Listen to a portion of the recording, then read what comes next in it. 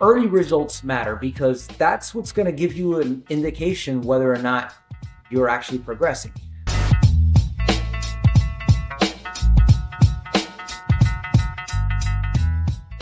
All right, let's start with the story. There was this art class experiment that I found fascinating.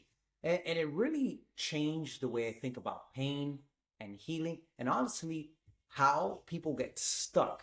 Just that whole process. And so the way that this experiment worked was that on the first day of the class, the professor split the students into two groups. Group one had one assignment for the entire semester.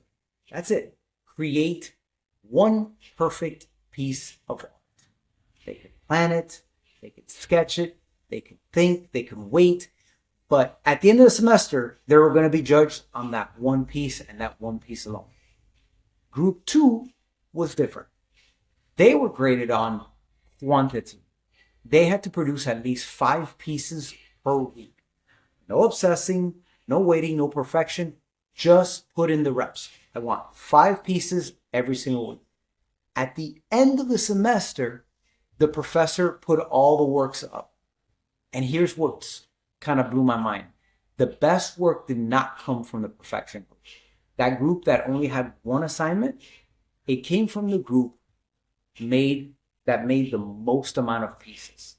Again, think about this for a second. It wasn't because they were more talented, but because repetition teaches faster than thinking.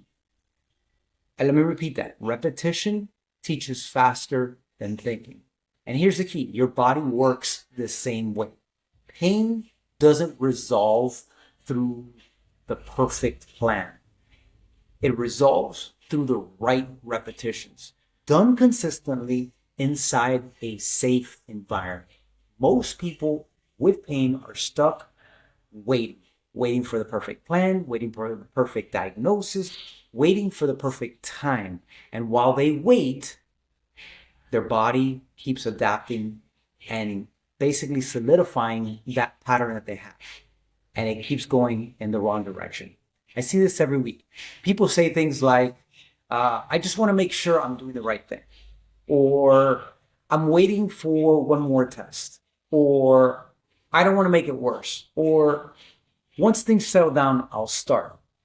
It sounds responsible, but most of the times it's really just fear wearing like the lab coat, right? Pain creates uncertainty. And let's be honest, when you've been in pain for a very long time and nothing has seemed to work, it makes sense that you're going to be cautious. You're going to be uncertain because nothing has worked to this time. So, if we're looking at it from that perspective, that uncertainty makes people crave control. So we chase the perfect plan. But here's the truth that no one really talks about, is that your body doesn't change through the perfection. It changes through the exposure, through repetition, through feedback. Pain isn't sitting there waiting for the perfect spreadsheet. It's responding to the patterns. And what you repeatedly do or what you repeatedly avoid, that's what your nervous system experiences daily. Perfection delays feedback, and that feedback is what helps you create those reps and that information that's necessary for your brain and your nervous system to adapt. And without that information, nothing changes. So here's something critical to understand. Pain is not just a tissue problem, it's a protective response. Your nervous system is asking one question all day long. Am I safe or am I not? And it's the answer to that question really that bases how the patterns are formed. Every rep sends a message. The wrong repetitions send, this is dangerous. We should guard, turn the alarms up, sound the sirens, right? The right reps say, this is familiar. This is controlled. This is safe. And this is important for me. Not all reps are good reps. Reps of the wrong thing equal irritation, inflammation, pain. Reps of the right things equal restoration, healing. This is why people say, I tried exercise and it made things worse. They didn't fail. They just repeated the wrong signal. The environment wasn't right. The mechanics were off. The nervous system never felt safe. The pain stayed loud. Healing isn't about avoiding reps. It's about earning the right ones. It's about earning the space to do the right ones. And once the right reps are in place, the body adapts fast, much faster than most people expect. Many times like a light switch fast. It's not like the progressive overload that you would need to build muscle mass, right? So let's actually break that down for a second. When you're dealing with the nervous system, think less in terms of, like, most people's context for healing, getting better is what happens in the gym, right? Like if you go to the gym and you're going to get stronger and bigger and more muscular, what happens? Well, you have to put in time in the gym. You got to put in the reps. You got to put in the stress. You have to fuel your body so your body breaks down. It has the nutrient source to build back up, get stronger, get bigger, get leaner. The nervous system does depend on reps, but when you provide the environment that is necessary, it can be as quick as a light switch. And what you've been stuck with for years, all of a sudden, it's like a brand new body, a brand new energy, brand new focus, brand new freedom. And so let me share something I've learned regarding it. People don't stay, when we're looking at how do we now create those patterns through the repetitions, well, we have to look at how do we stay consistent over time. And so people don't stay consistent because of the discipline. They stay consistent because of the results. Early results matter because that's what's going to give you an indication whether or not you're actually progressing. So when someone gets an early win, everything changes. Their posture changes, their confidence shifts, their nervous system goes, and exhales, right? They stop asking, will this work? And start thinking, well, if in this short period of time I got this, what else is possible? That's why early wins matter so much when you're in pain. Apart from the fact that if you can get rid of some pain, man, that goes such a long way. Because pain will keep you feeling trapped. It exhausts. And so when we can get those early wins, it radically shifts the probability of you actually advancing.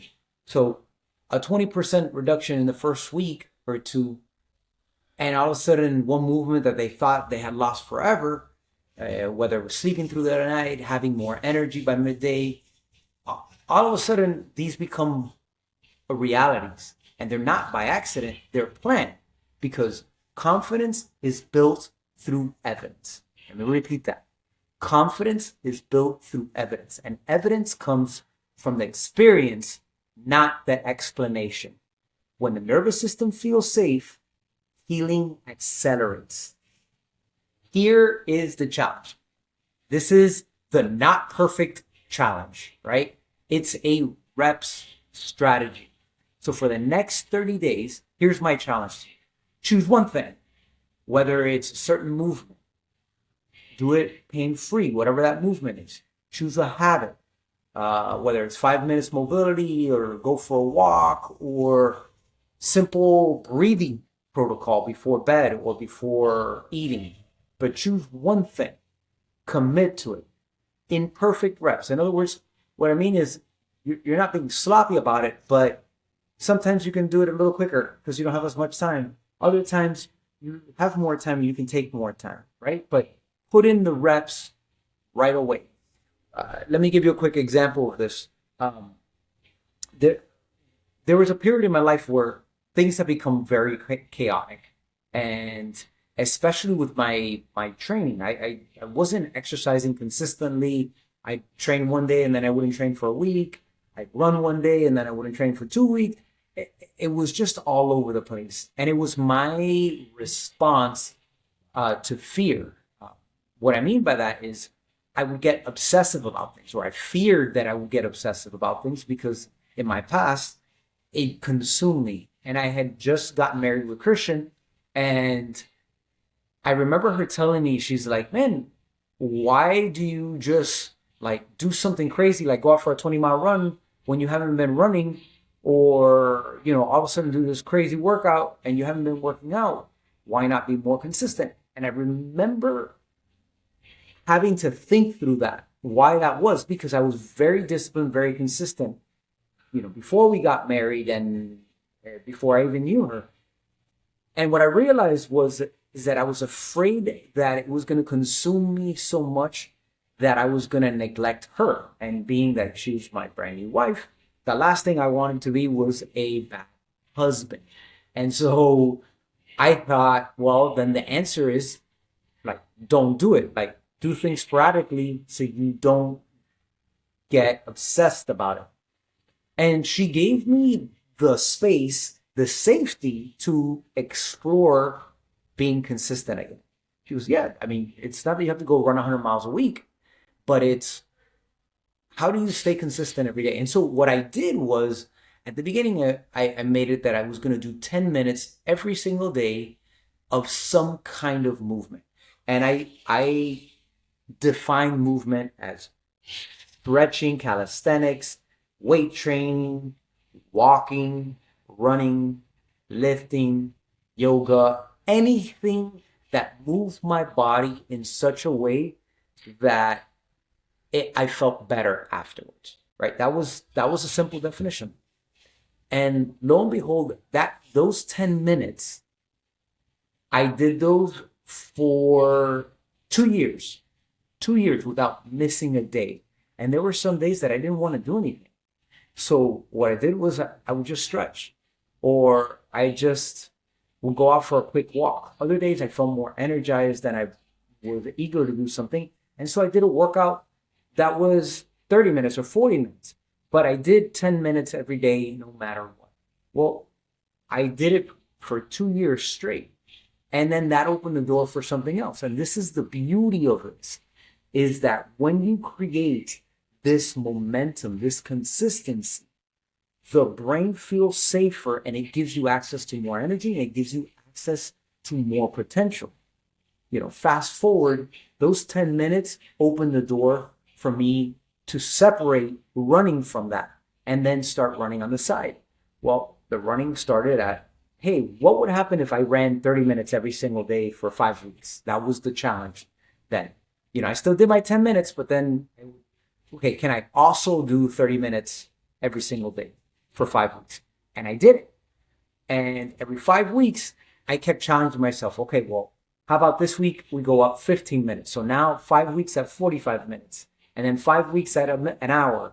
And I kept going all the way till I was at 2 hours, which again, seems obsessive and growth, but there was a balance in the way I was able to do it. It was a conversation I had with Christian.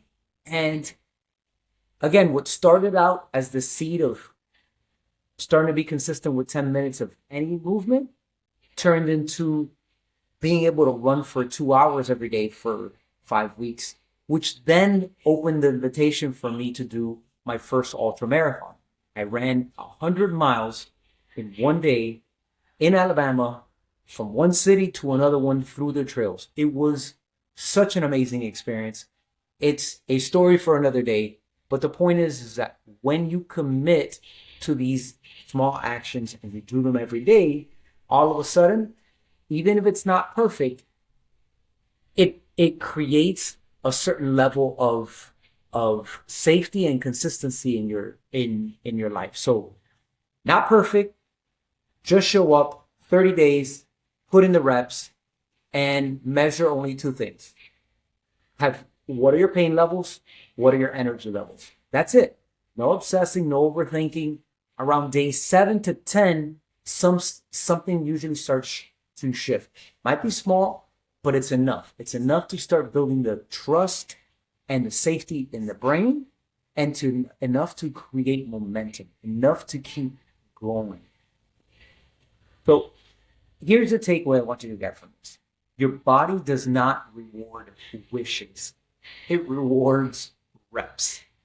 The people who change aren't the ones with the perfect plans. They are the ones who keep showing up for the imperfect reps. Guided in the right direction, right? So you still have to be going in the right direction.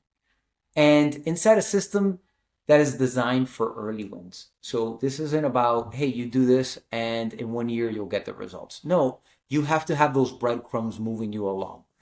If you're stuck in pain right now, I'm telling you, you don't need more information. You need the right reps in the right order with the right expectations. That's exactly what we do on our pain profile analysis calls. We identify what's driving your pain. We choose the reps your body can tolerate for now, and we design the early wins that rebuild your confidence. So, like, if you've been stuck and that's something that interests you, let me invite you to click on the link on the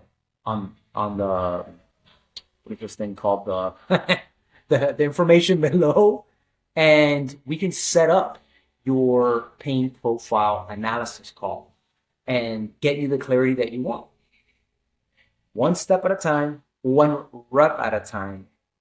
Earn that relief that you so desire. Regain that freedom that you haven't seen in years. I've been Armando Cruz. Thank you for joining me on another episode of the Against the Herd podcast.